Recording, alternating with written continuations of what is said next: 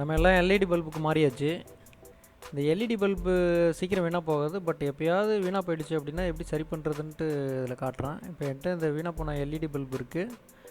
இந்த பல்போட கன்ஸ்ட்ரக்ஷனை ஃபஸ்ட்டு ஜென்ரலாக புரிஞ்சுப்போம். அப்போ ரிப்பேர் பண்ணுறது ரொம்ப ஈஸி. இப்போ பார்த்திங்கன்னா பின்னாடி வந்து ஏசி சப்ளை நம்ம ஹோல்டரில் மாட்டுவோம். அங்கேருந்து டிசியாக கன்வெர்ட் ஆகி முன்னாடி பக்கம் வந்துடும்.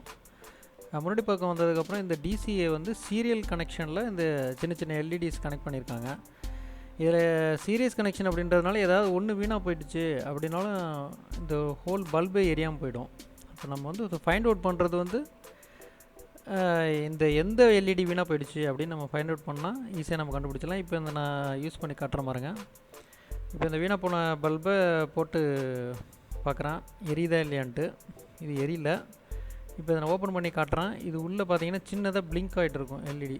அப்போ சப்ளை வருது, பட் அது வந்து ஏதோ ஒரு எல்இடி வீணாக போன எல்இடி தடுக்குது. அதை நம்ம கண்டுபிடிக்கணுன்னா ஒரு ட்வீசரை வச்சு ஒரு எல்இடியாக ஷார்ட் பண்ணிக்கிட்டே வருவோம். அது எந்த எல்இடி வீணாக போயிடுச்சோ அந்த எல்இடியை ஷார்ட் பண்ணும்போது மட்டும் இந்த லைட்டு வந்து எரிய ஆரம்பிச்சிடும். இப்போ பார்த்தீங்கன்னா இதை பாருங்கள், இந்த எல்இடி வீணாக போயிடுச்சு. அந்த எல்இடி ஷார்ட் பண்ணும்போது அது எரியுது. இன்னொரு செஞ்சு காட்டுறான். ஓகே, இப்போ நம்ம என்ன செய்யணும்னா இந்த எல்இடியை வந்து ஒன்று நம்மள்ட்ட இருந்துச்சுன்னா அதை ரீப்ளேஸ் பண்ணணும். அப்படி இல்லை அப்படின்னா அதை ஷார்ட் பண்ணி விட்டால் போதும்.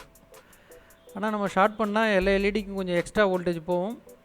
பட் முடிஞ்ச வரைக்கும் நம்ம வந்து வேறு எல்இடி ரீப்ளேஸ் பண்ணலாம். இல்லைனா இப்போ ஷார்ட் பண்ணி விட்டுடலாம். இப்போ நான் சோல்டரிங் ஏனை வச்சு இந்த 2 பாயிண்ட்டையும் சேர்த்துட்டேன்.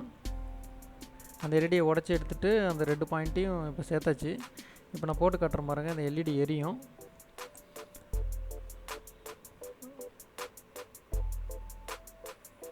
பாருங்க, எல்இடி எரியுது.